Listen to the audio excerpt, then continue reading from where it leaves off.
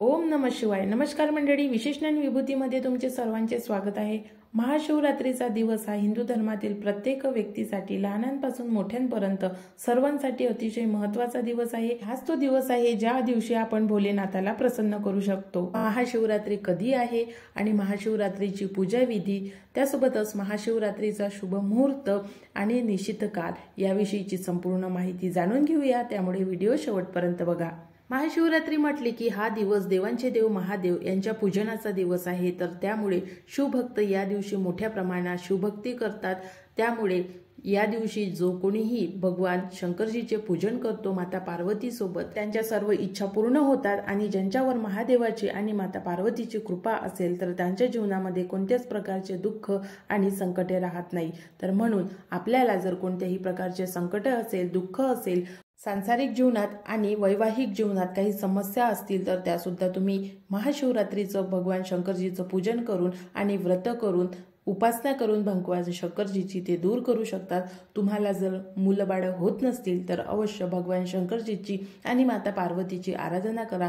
तुमचं लग्न शिवरात्री किती तारखेला येत आहे, कधी करावं, कसं करावं आणि कसं नोकरी पाहिजे याची संपूर्ण माहिती जाणून घेऊया, त्यामुळे व्हिडिओ शेवटपर्यंत बघा। आणि तुम्हाला प्राप्त करायची आहे तर चॅनलला सबस्क्राइब करा, बेल आयकॉनला प्रेस करा, व्हिडिओ जास्तीत जास्त लोकांपर्यंत शेअर करून लाईक करायला करावं जाणून घेऊया। महाशिवरात्रीचे व्रत हे महाशिवरात्रीच्या आचरणानुसार एक फाल्गुन महिन्यातील कृष्ण पक्षातील चतुर्थीला येत असते, तर त्यामुळे यावर्षी 2024 मध्ये मार्च महिन्याच्या 8 तारखेला महाशिवरात्री आलेली आहे आणि 8 मार्च ही शुक्रवार या दिवशी येत असल्यामुळे त्याच्या आधीचा दिवस एकादशीचा दिवस आहे। या दिवशी भागवत एकादशी ही गुरुवारी आलेली आहे आणि या वर्षीचा अतिशय शुभ योग म्हणजे महाशिवरात्रीच्या समाप्ती काळापासूनच मार्च महिन्यामध्ये येणारी अमावस्या माघ अमावस्येला प्रारंभ होत आहे आणि माघ अमावस्या ही 9 मार्चला सायंकाळी 6:18 सुरू होईल आणि 10 मार्चला दुपारी 2:30 संपणार आहे।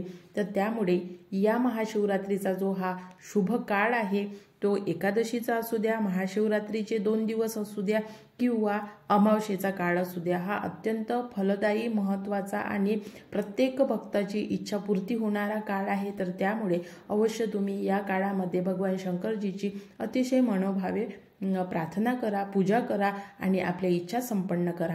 आणि यावर्षी महाशिवरात्रीच्या दिवशी अत्यंत शुभ योग म्हणजे सर्वार्थ सिद्धी योग, शिवयोग आणि सिद्धी योग, हे जे 3 योग आहेत तर हे 3 योग जोडून आलेले आहे। तर त्यामुळे या दिवशी सर्वांच्या इच्छा पूर्ण होणारे हे योग आहे। तर या दिवशी अवश्य शिवभक्तांनी आणि जे कोणी शिवभक्त नसेल त्यांनी सुद्धा शंकरजीची मनोभावे पूजा करा, मंत्रांचा जाप करा आणि पूजा विधी केल्यामुळे तुमच्या इच्छा नक्कीच पूर्ण होतील। प्रत्येक दिवसाला 4 प्रहर असतात आणि त्या 4 प्रहरामधला शुभ काळ जो असतो तो अत्यंत फलदायी असतो। तर त्यामुळे महाशिवरात्रीच्या दिवशी सुद्धा हे 4 प्रहर आलेले आहे आणि या 4 प्रहराचा जो टाइम आहे तुम्हाला व्हिडिओमध्ये दिसत असेल तर या वेळेमध्ये जर तुम्ही महाशिवरात्रीच्या दिवशी भगवान शंकरजीचे पूजन केले किंवा एका कोणत्याही वेळी पूजन करून जर तुम्ही नामस्मरण मंत्रजाप केला तर तुम्हाला त्याचा जास्त फायदा होईल।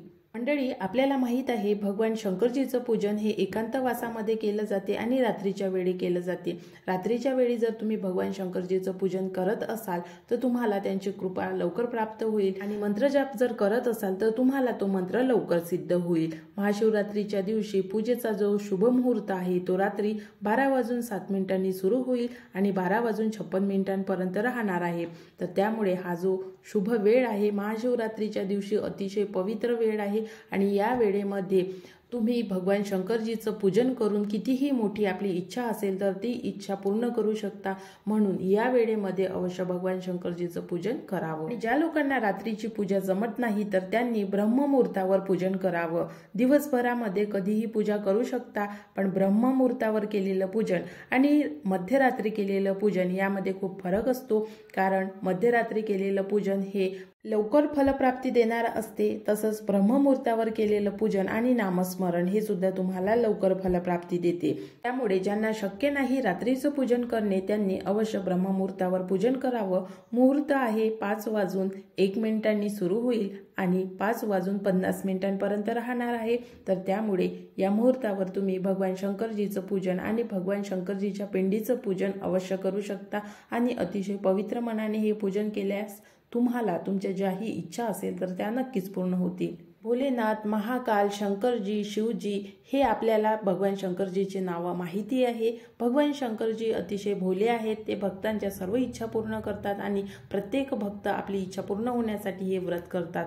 पण महाशिवरात्री आधीपासूनच आपल्याला एक काम अवश्य करायचं आहे। प्रत्येक महिन्यामध्ये कोणत्या एका तारखेला अमावस्या येत असते। अमावस्येचे 2 दिवस असतात, एक आदल्या दिवसापासून अमावस्या सुरू होते आणि दुसऱ्या दिवशी ती समाप्त होते।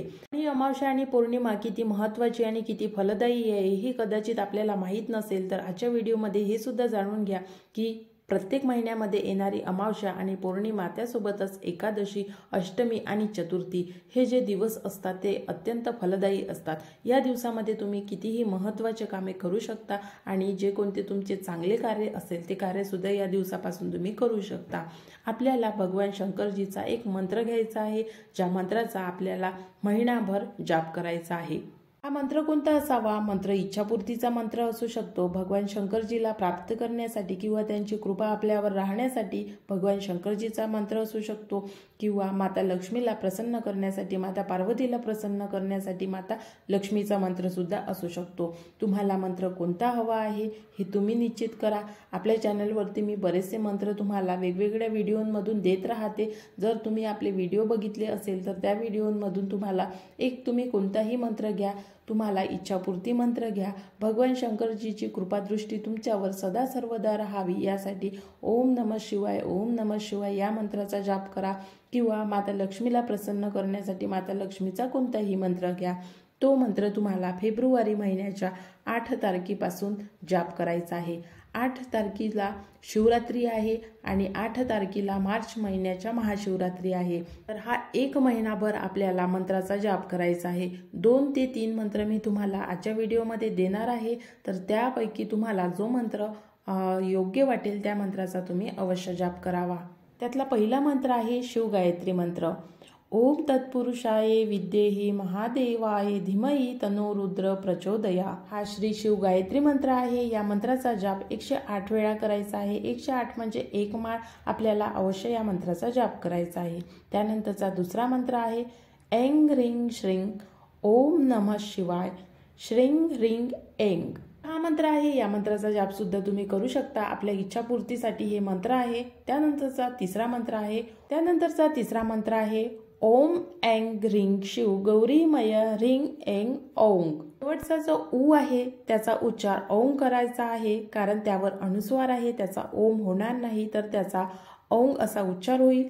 अशा प्रकारे हे 3 मंत्र दिलेले आहे। या 3 मंत्रापैकी तुम्ही कोणत्याही मंत्राचा जाप करू शकता। आपल्याला महाशिवरात्रीपर्यंत हे एक काम अवश्य करायचं आहे, जेणेकरून आपल्या सर्व इच्छा पूर्ण होतील। ज्यांचे लग्न ठरत नसेल त्यांचे लग्न ठरेल, आणि जर कोणाला ही मंत्र येत नसेल तर फक्त 108 वेळा म्हणजे 1 माळ ओम नमः शिवाय, ओम नमः शिवाय, किंवा भगवान शंकरजीचे जितकेही रूप असेल तितक्या रूपांचं नामस्मरण अवश्य करावं। मंत्र कोणताही असो, मंत्राचा जाप करतेवेळी आपल्याला काही गोष्टी अवश्य लक्षात ठेवायला हव्यात, की ज्यावेळी आपण मंत्राचा जाप करतो तर मंत्राचा जाप हा स्पष्ट असावा, माळेवर असावा। मग कोणत्या माळेवर असावा? तर भगवान शंकरजीला रुद्राक्ष अतिशय प्रिय आहे, तर भगवान शंकरजीसाठी जोही मंत्र आपण त्या इच्छापूर्तीसाठी किंवा सिद्धिप्राप्तीसाठी करतो तर तो मंत्र आपण रुद्राक्षाच्या माळेवर करावा। आता हा मंत्र जाप नक्की कोणी करावा? स्त्रियांनी करावा की पुरुषांनी करावा? पुरुष लोक तर हा मंत्र जाप अवश्य करू शकतात।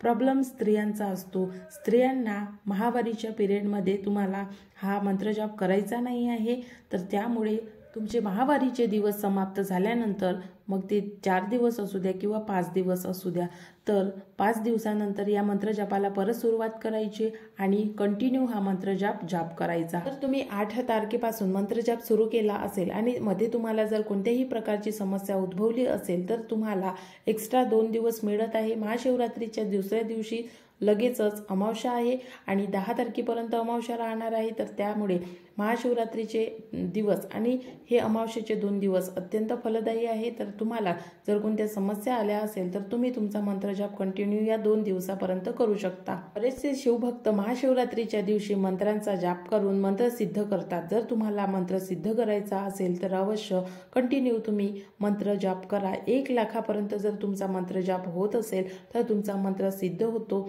आणि त्यामुळेच तुम्हाला 8 फेब्रुवारीपासून मंत्र जाप करायचा आहे। मंत्र जाप जर तुम्ही कंटिन्यू करत राहिले तर तो सिद्ध होतो आणि तुमच्या ज्या इच्छा असेल तर त्या इच्छा पूर्ण होतात। भोलेनाथ हे अतिशय दयाळू असल्यामुळे तुमच्या इच्छा लवकर पूर्ण करतात आणि तुम्हाला लवकर प्राप्त होतात किंवा तुम्हाला त्यांची कृपा दृष्टी लवकर बघायला मिळते। तर आशा करते तुम्हाला आजचा व्हिडिओ आवडला असेल। व्हिडिओ आवडले असेल तर जास्तीत जास्त लोकांपर्यंत शेअर करा आणि अजूनपर्यंत लाईक केलं नसेल तर लाईक करा। तुम्हाला जर काही प्रश्न असेल तर ते तुम्ही मला कमेंट्स बॉक्समध्ये विचारू शकता। तुमच्या सर्व प्रश्नांची उत्तरे मी देण्याचा नक्की प्रयत्न करेन। नवीन व्हिडिओमध्ये नवीन माहितीसोबत लवकरच भेटू। आजचा व्हिडिओ बघितल्याबद्दल धन्यवाद।